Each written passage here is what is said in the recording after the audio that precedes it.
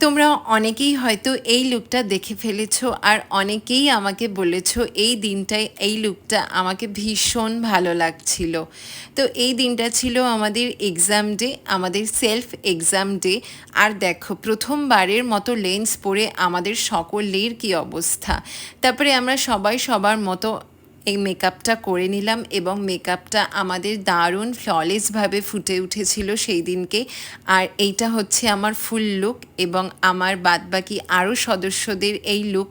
তো তোমরা অবশ্যই কমেন্টে জানিও সবাইকে কেমন লাগছে এবং আমাকে কেমন লাগছে।